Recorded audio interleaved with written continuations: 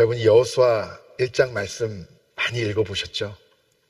사실은 저희가 살다 보면 얼마나 힘들 때가 많습니까? 상황과 환경 때문에 내가 낙심하고 좌절할 때도 있고, 사실은 환경도 환경인데 내 연약함 때문에 스스로 어쩔 때는 그 연약하게 실패하고 좌절한 내 모습 때문에 더 내가 좌절하고 낙심하는 경우도 있는 것 같습니다.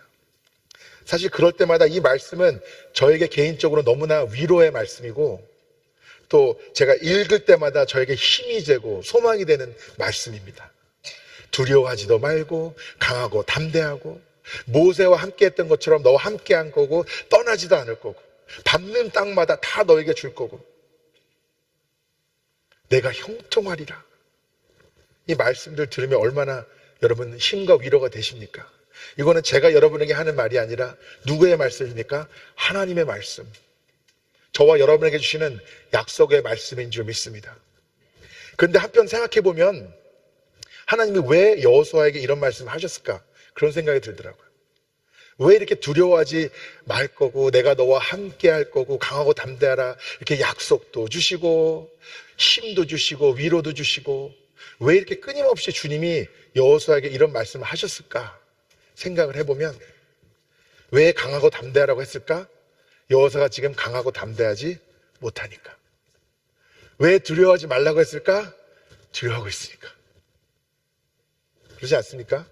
아니, 여호수아가 두려워하지도 않고 담대하게 말씀 붙잡고 진격하고 있으면 하나님께서 뭐하러 강하고 담대하라, 내가 밟는 땅마다 너에게 줄 것이고 너를 떠나지 않을 것이고 너와 함께 할 것이고 내가 형통하리라, 왜 이렇게 끊임없이 하나님이 말씀을 하셔야 했을까요? 그것은 여호수아 안에는 두려움이 있었기 때문입니다. 여러분, 여호수아가 그렇게 못난 사람이 아닙니다. 모세 옆에서 모세를 시중 들었다는 것은 가장 가까운 곳에서 모세의 신앙, 그의 리더십을 배운 사람이에요. 그리고 성경을 보면 우리가 여러 인물들을 우리가 인물별로도 막 말씀을 나누고 성경 공부도 하고 그럴 때 많은 사람들이 장점도 있고 단점도 있고 잘한 게 있으면 큰 실수도 있고, 그런데 비교적 여호수아는 크게 부족함도 연약함도 그리고 그렇게 큰 실수도 없었다고 대체적으로 평가받는 그런 인물입니다. 능력이 모자랐던 것도 아니고 지식이 모자랐던 것도 아니고 그의 사역을 보면 성과가 없었던 것도 아닌데, 왜 이렇게 오늘 말씀에서 하나님은 여호수아에게 강하고 담대하라고 하셨을까요? 만약 여호수아가 두려워했다면, 담대하지 못했고 강하지 못했다면 왜 그랬을까요? 저는 이 말씀을 어릴 때부터 너무나 좋아하면서, 내가 너와 함께 하겠다고 하시고 형통케 하겠다고 하시니까 너무나 이 말씀만 읽어도 힘이 나는 거예요. 특별히 20여 년 전에 결혼을 하고 20대 중반에 첫 목회를 나갔는데, 그때 이 말씀을 많이 붙잡고 제가 기도하고 의지했던 것 같아요.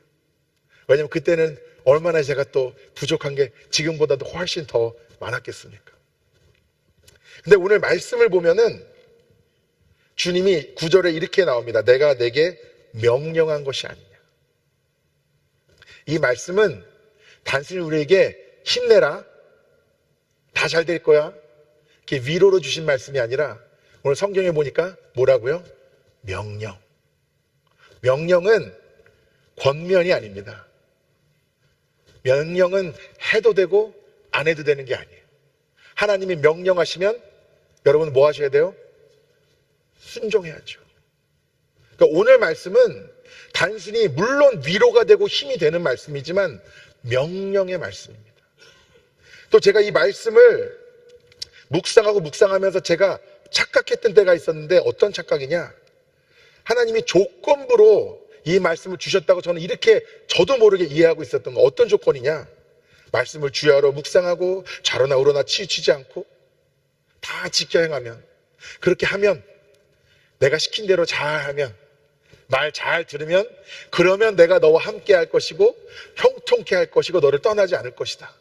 저도 모르게 이 조건이 충족이 돼야 하나님이 주신 이 명령을 내가 순종을 해야, 그래야 하나님이 함께 하시고 밟는 땅마다 정복하게 하시는 이 말씀이 나에게 실제가 되겠구나. 저도 모르게 이렇게 생각하기 시작한 거예요. 그래서 하나님이 주신 이 조건을 충족시키면 하나님이 이 약속이 지켜지고, 충족시키지 못하면 안 지켜지고. 근데 또 문제가 뭐냐면, 제가 아무리 생각하고 고민해봐도 하나님은 저와 여러분과 거래하시는 분이 아니에요. Give and take가 아니에요. It's not a transaction. 하나님이 우리에게 주기를 원하시는 분이고요. 때로는 줄 때, 너 나한테 이거 줘야지 내가 너 이거 줄 거야, 이런 분이 아니라, 그냥 대부분 우리가 못 받는 경우는 뭐냐면, 구하지 못해서 못 받는 경우가 대부분이에요. 주님은 지금 주고 싶으셔서 안 달라셨는데, 우리가 안 구해서 못 받는 경우가 대부분이라는 겁니다.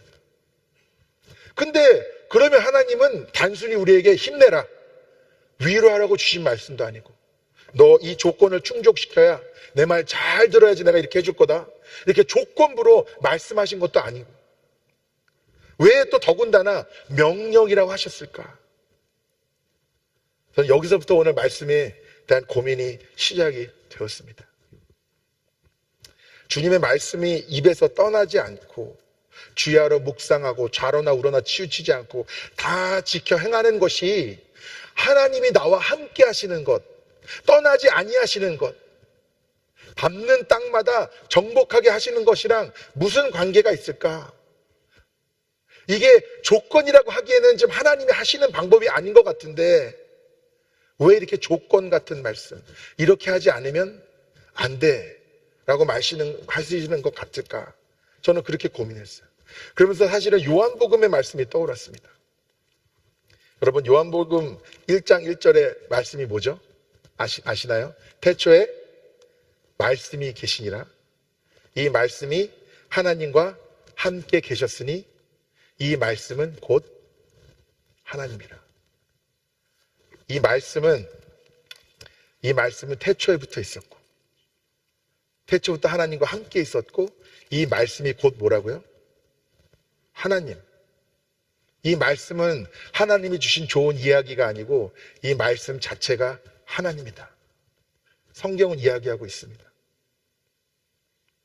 그러니까 우리가 하나님이 여호수아에게 가르쳐 주신 대로 입술에서 떠나지 않게 하고, 뭐가? 하나님의 말씀. 율법이라고 이야기하고 있지만 성경에 모세가 내게 명령한 율법이라고 하잖아요. 하나님이 모세에게 주신 율법은 하나님이 곧 우리에게 주신 하나님의 살아있는 말씀인 것입니다. 그러니까 말씀이 입술에서 떠나지 않고 그 말씀대로 지켜 행하고 주야로 묵상하고 그 말씀만 생각하고 말씀대로 살아가고 말씀을 소리내어 읽고 나의 마음과 생각과 나의 삶 가운데서 이 말씀이 떠나지 아니하면, 이 말씀이 나와 함께하면 누가 나와 함께 하시는 거예요? 하나님이. 아주 단순합니다.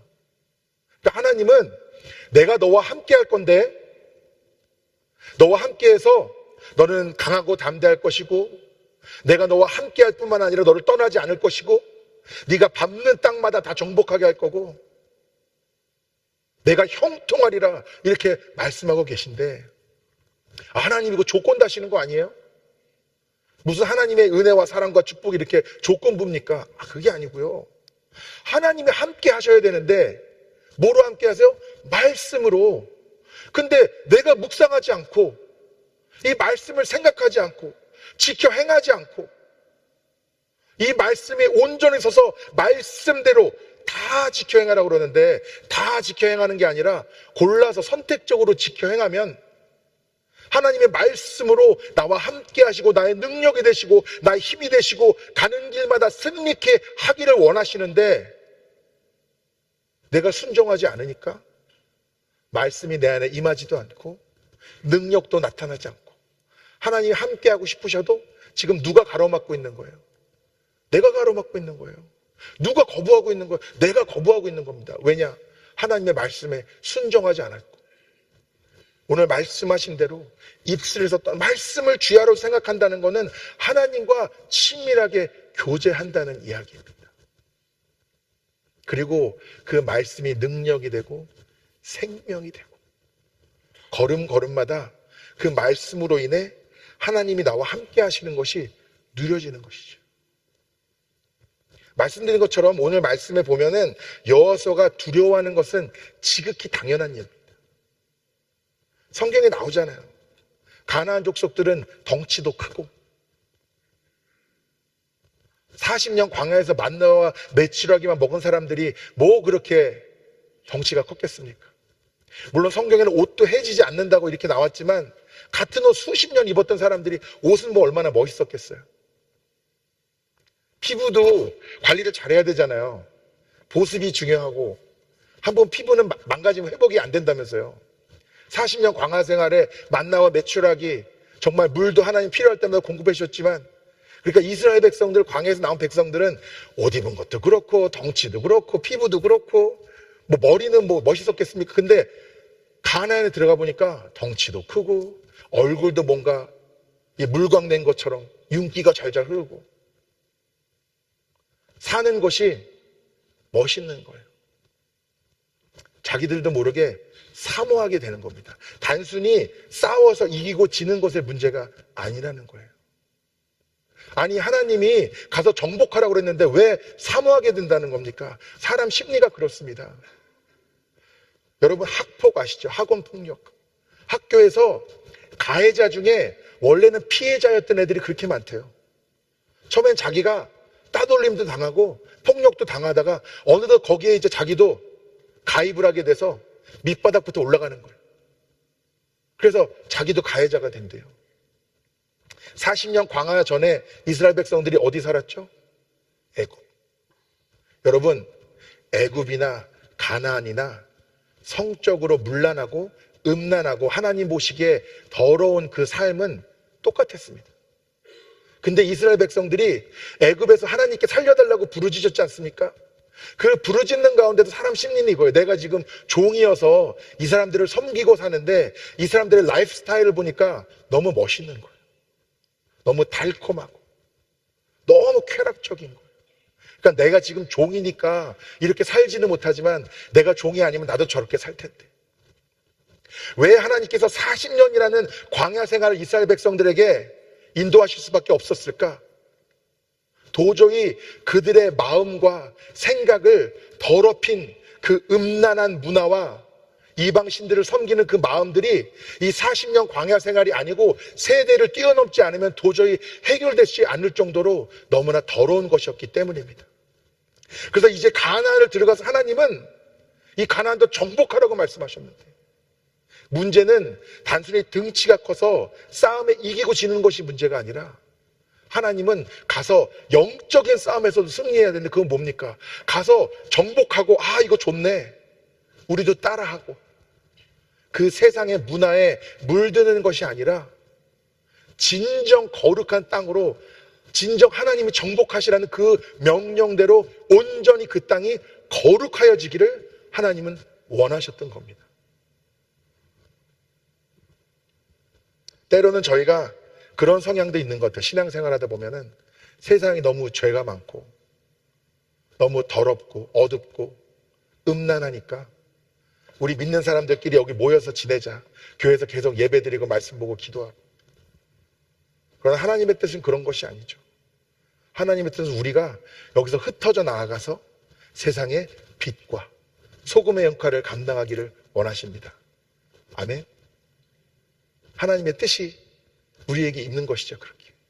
그런데 문제는 가서 빛과 소금의 역할을 감당하는 것은 빛은 어둠을 물리치고 소금은 정결하게 해야 되는데 우리가 물드는데 그 문제가 있는 거예요.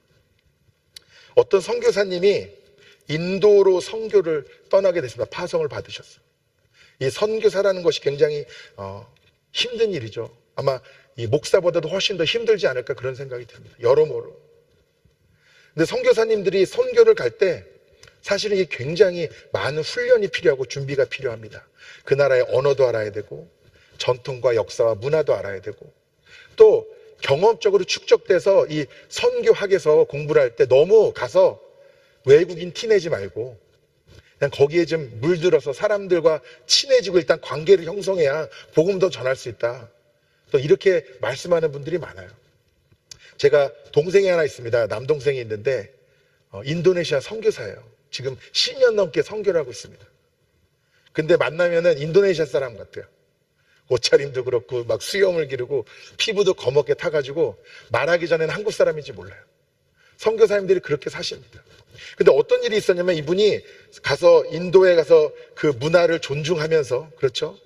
사람들과 사귀면서 사람들과 어울리기 시작했는데, 이분이 요가를 배웠는데 그 요가에 너무 심취해서 선교사 때려치우고 한국에 와서 요가 학원을 차렸답니다.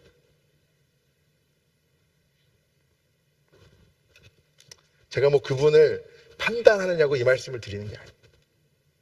우리가 분명히 세상 가운데 나아가서 하나님의 선한 영향력을 끼치고 이 복음의 진리를 붙잡고 흔들림 없이 전해야 되는데, 우리라는 존재는 너무나 연약해서 가서 영향을 끼치고 변화시킨다고 하면서도 나도 모르게 영향을 받고 앉아있다는 거예요.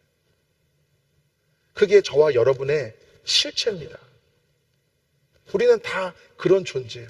그러니까 하나님이 보시기에 이 이스라엘 백성들, 여호수아가 이끄시는 이스라엘 백성들을 통해서 그 사람들이 아무리 많고 덩치가 크고 무기가 좋은들 하나님이 함께 하시면 승리하지 못할 이유가 있습니까? 전혀 없죠. 그거는 제가 여러분에게 설교할 내용도 아니에요. 너무나 당연하기 때문에. 하나님이 함께 하시면 우리는 반드시 승리하게 되는 줄 믿습니다. 근데 오늘 이 말씀은 저희 보고 칼 들고 가서 사람들이랑 싸우란 얘기가 아니에요. 영적인 승리를 이야기하는 겁니다. 세상 좋아 보이고 화려해 보이고 먹음직하고 나도 모르게 그것을 사모하고 누리고 싶고 그렇게 되고 싶은 마음들이 내 안에 싹트게 되면은 눈에 보이기에는 우리가 정복한 것 같아도 하나님이 보시기에는 우리가 정복당하고 있다는 거예요. 요즘 많은 크리스찬들이 이런 얘기합니다. 세상에 교회는 많아졌고 성도 수도 많아졌는데 능력은 오히려 약해졌고 세상에 영향력을 끼치지 못하고 있다. 어떤 분이 그런 말씀을 하는데 전 솔직히 그 얘기 듣고 좀 기분이 안 좋더라고요. 이렇게 열심히 신앙생활하는데 무슨 말씀입니까? 이런 생각이 드는데, 그 말씀을 듣고 개인적으로 순간적으로는 기분이 나빴지만 말씀을 듣고 또 듣고 묵상하고 묵상하니까 틀린 말이 아니에요. 하나님은 사람 수로 싸우지 않으십니다. 그렇죠? 성경에 어디 하나님이 머릿수로 승리하셨습니까? 좋은 무기로 승리하셨습니까? 키 큰 군대로 승리하셨습니까? 아니에요. 하나님은 믿음의 사람들, 하나님의 말씀을 온전히 붙잡고 함께 하심을 믿고 순종함으로 나아간 그 하나님의 백성들을 통해 하나님은 모든 싸움에서 이기고 승리하셨던 분입니다. 그러니까 우리가 정말 이 세상에 교회가 많고 크리스찬이 여러 명이니까 잘 되겠다 이게 아니라 사람 수는 많아도 영향력을 나타내지 못하는 연약한 크리스찬들일 수도 있고, 또 세상이 무서워서 내가 영향받을까봐, 내가 변질될까봐 겁나서 나가지 못하는 크리스찬들일 수도 있고, 그렇다고 뭐 여러분이 교회 밖으로 안 나가지는 않으실 거 아니에요. 근데 그런 분들도 있어요. 저 문 밖으로만 나가면은 아무도 몰라요, 크리스찬인지. 오히려 철저하게 세상에 물들어서 하나님을 알지 못하고 세상 헛된 것을 구하며 사는 그 사람들 가운데 전혀 구분할 수 없을 정도로 살아가는 그런 사람들도 있지 않습니까? 사람은 어차피 어쩔 수 없이 연약한 존재입니다. 저도 그렇고 여러분도 그래요. 사람은 보는 것에 영향을 많이, 보이는 것에 영향을 많이 받습니다. 제가 이 카메라에 잘 나오는 것에 대해서 굉장히 제가 만족한 것을 몇 번에 여러분과 이야기했는데요. 제가 계속 모니터링을 합니다. 제가 설교 전한 말씀을 보고 예배 실황도 보는데 참 잘 나오는 것 같아요, 실물보다. 근데 제가 막상 여러분 저를 길거리에서 만나시면요, 제가 목사인지 모르고 만나시면 대부분 사람들 저 피합니다. 생각해 보세요. 등치도 크고 제 등치가 꽤 큽니다. 어깨가 꽤 넓어요. 머리도 짧죠. 정장 입고 있죠. 그렇게 제가 이렇게 무표정하게 걸어 다녀 보세요. 아유, 목사님이네 그러실까요? 제 아내가 저보고 좀 웃고 다니라고 그래서 또 웃었어요. 이렇게 웃었더니 더 무섭대요. 한국에서 제 소망은 이런 거였습니다. 어떤 분들은 이러시는 거, 딱 만나자마자 목사님인 줄 알았다고 이런 말씀을 듣는 목사님들이 많이 계신데, 저는 그런 얘기를 단 한 번도 들어본 적이 없습니다. 이렇게 운전하다가 길이 막 막히고 서로 이렇게 끼어들고 이러다 보면은 시비가 붙을 때도 있잖아요. 제가 일부러 그런 건 아닌데, 제가 이렇게 기다렸다 끼어들었는데 앞에 계셨던 분이 이제 제 뒤에 있는 거죠. 굉장히 기분이 나쁘셨나 봐요. 또 얼마나 짜증이 났겠습니까? 교통체증이 있으니까. 이분이 제 앞으로 킥 가서 차를 세우더니 비상등을 켜고 내려가지고 빨리 나오라고 그러면서, 제가 여기서 차마 말할 수 없는 수없는 욕들을 저한테 하셨어요. 그래서 저는 정말로 죄송한 마음에 문을 열고 나가서 사과하려고. 근데 저를 보자마자 죄송합니다 이러고 가셨어요. 사람은요, 어쩔 수 없이 보이는 것에 영향을 받을 수밖에 없습니다. 제가 목사이지만 제가 뭐 덩치가 커서 뭐 하겠습니까? 여기 또 담임 목사라고 그런 직책을 받았는데, 제가 담임 목사라는 직책으로, 아니면 제 등치로, 아니면 제가 뭐 한성깔에서 사람들에게 큰 소리 치고 그냥 잔말 말고 시키는 대로 하라고 하고 무조건 따라오라고 하고 윽박 지르고, 그거는 세상적인 방법이고요. 하나님이 맡겨주신 사명이 있다면 말씀을 붙잡고 주님의 마음으로. 여러분도 마찬가지입니다. 사람 볼 때 등치로 판단하지 마시고요. 제가 또 많이 듣는 얘기가, 여기 와서 지금 벌써 많이 들었는데 왜 이렇게 적게 드시네요. 편견입니다. 편견. 제가 식당에 가서 아내랑 음식을 시키면은 보통 아내가 더 큰 걸 시키는데 꼭 제 앞에 놓으세요. 물어보지도 않고. 사람 눈에 보이는 것이 왜소해 보인다고 무시해도 안 되고요. 크고 대단해 보인다고 그것에 주눅들 필요도 없다는 겁니다.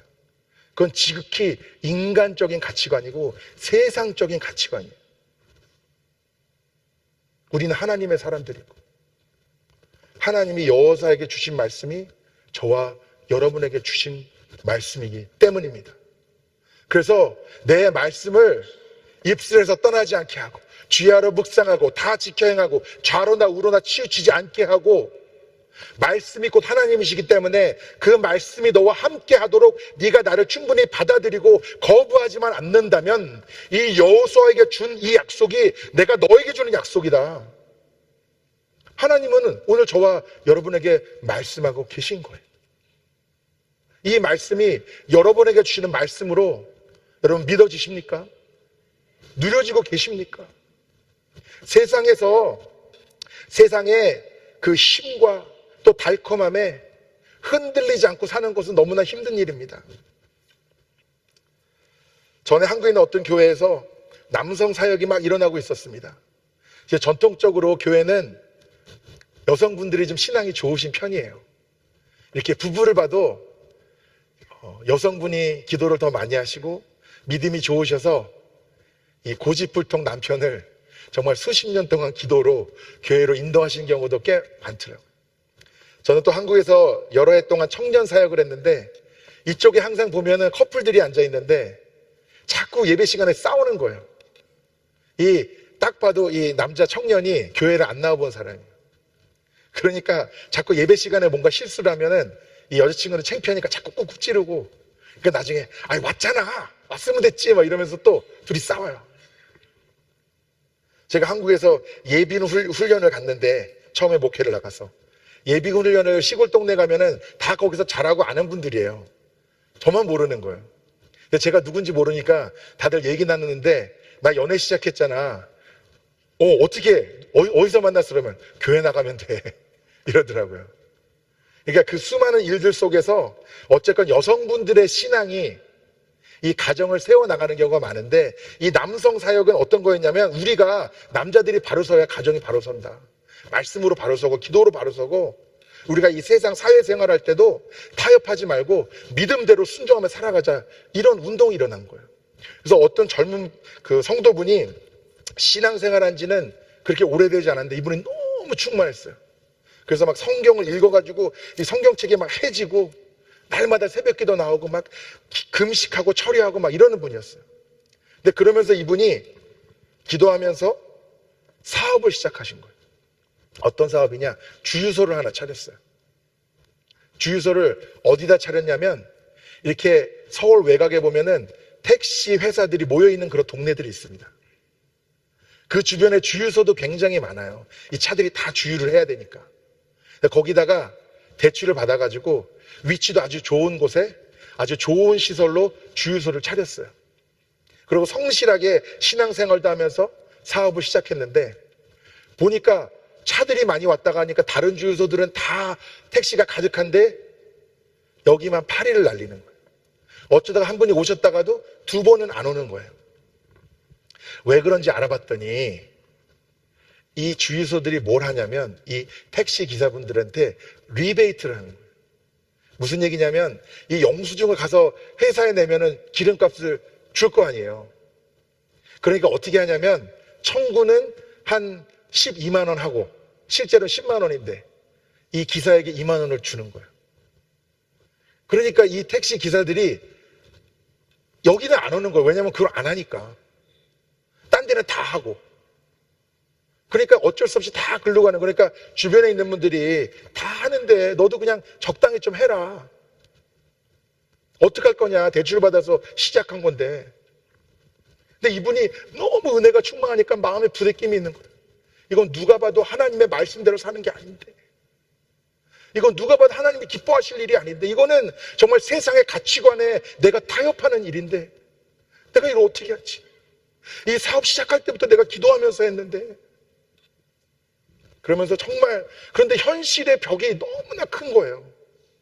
가정도 있고 대출받은 것도 있고 직원들도 있고 이런데 너무 마음의 짐이 크니까 계속 말씀 보고 기도하고 말씀 보고 기도하고 하나님 어떡합니까? 어떡합니까? 주님이 말씀하시는 것 같더래요. 너 나를 위해서 나를 사랑하는 마음으로 너의 믿음을 지켜줄 수 없겠니? 꼭 그렇게 말씀하시는 것 같더래요. 그래서 이분이 마음이 편안해졌대요.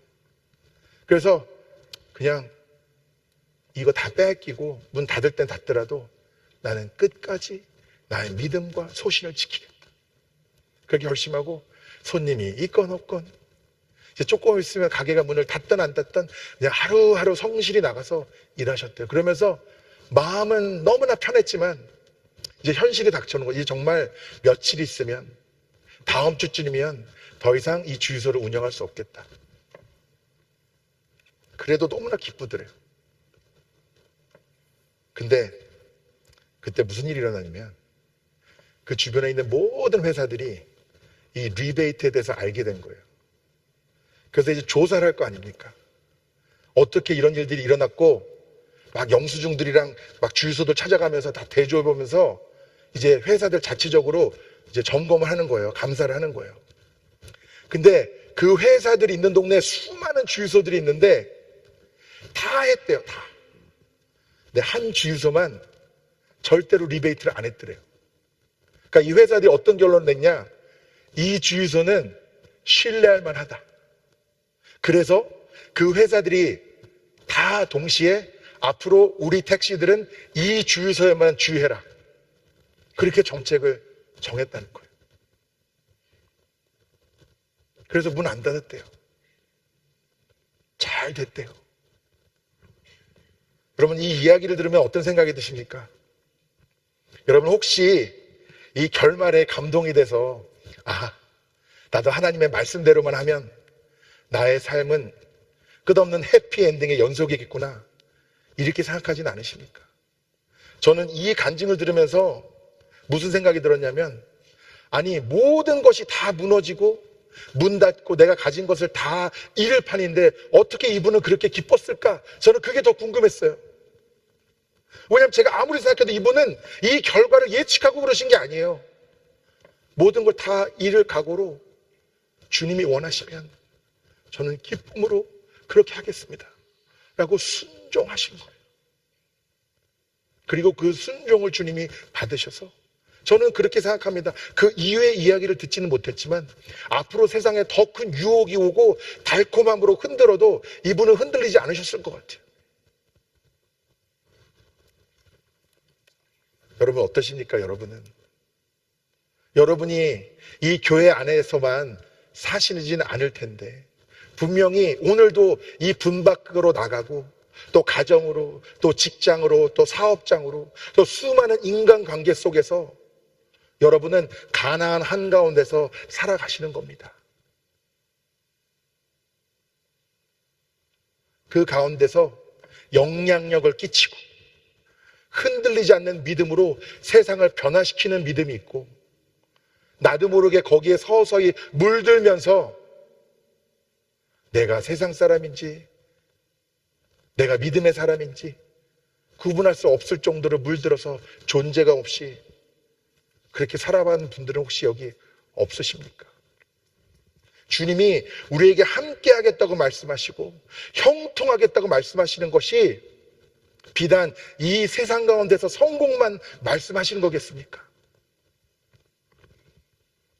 이 세상에서만 건강하게 살고 오래 살고 잘 먹고 잘 사는 것만 이야기하시는 거겠습니까? 주님이 우리에게 주시는 가장 축복은 영원한 천국 소망입니다. 세상 것이 아무리 좋아도 하늘의 것과는 비교할 수가 없습니다.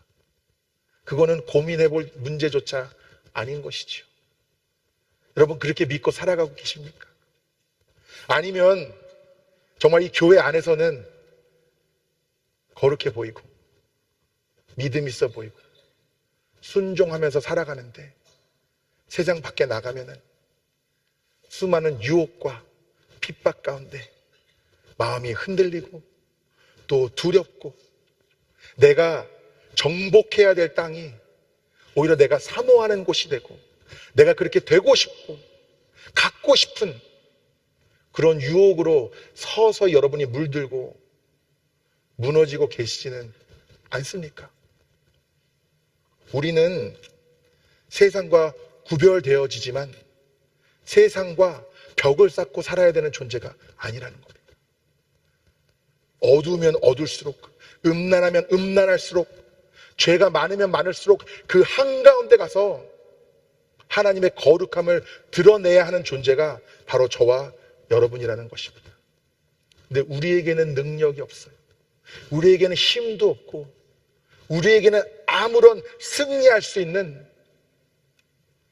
그런 무기도 없습니다. 오직 주님이 우리와 함께 하시면, 그러나 능치 못할 일이 없고 승리하지 못할 전투가 없고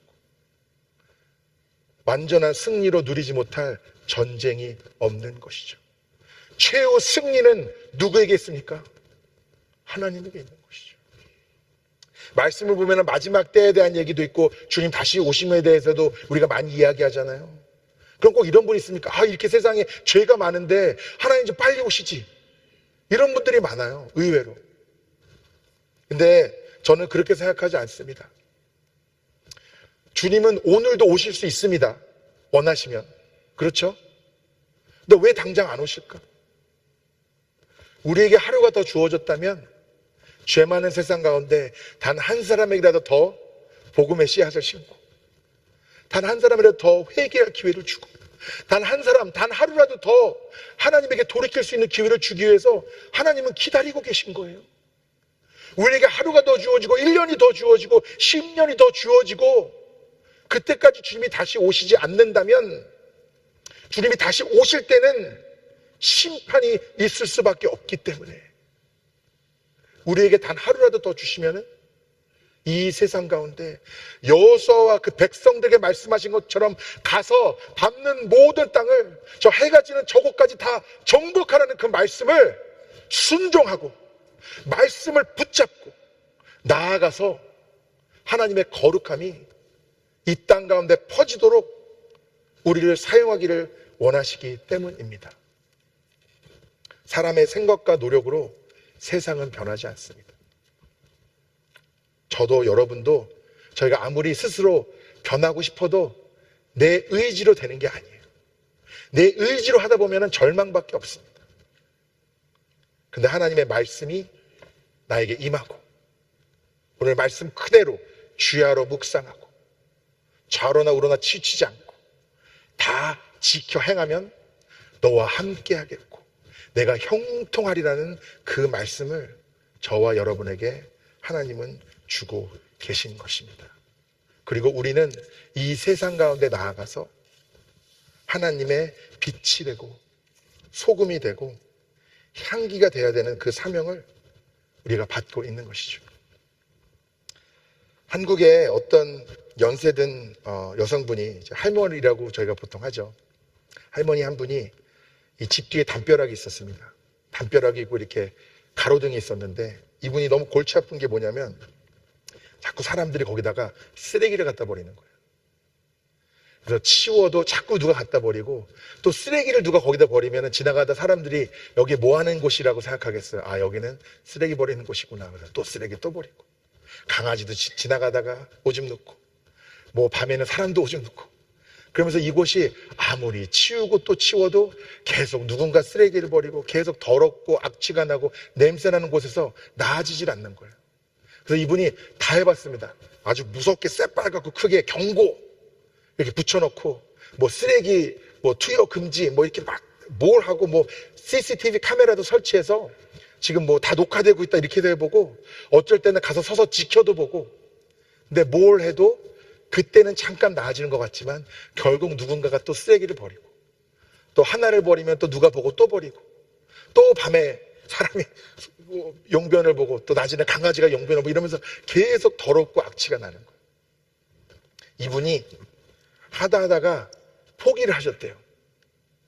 그러다가 아이디어가 범또 떠올랐는데 이분이 어느 날 시간을 내서 거기다 아주 정성스럽게 꽃밭을 가꾸셨다고 합니다.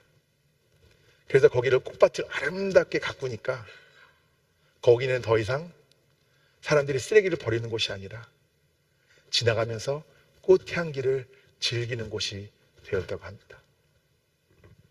여러분, 어떻게 보면 세상은 우리에게는 달콤해 보일지라도 하나님이 보시기에는 굉장히 악취가 나는 곳입니다. 그리고 저와 여러분의 사명은 물론 그들과 영적으로 대적해야 되기도 하고 세상과 구별된 삶을 살아야 되지만 우리를 통해서 그리스도의 향기가 그 꽃향기가 이 세상 가운데 퍼지게 하는 것이 저와 여러분의 사명이죠. 여호수아에게는 단순히 정복하라고 말씀하셨지만 이 말씀을 우리가 붙잡고 다 칼 들고 나갈 게 아닌 이상해야 여러분 그럼 영적으로 이게 무슨 의미일까?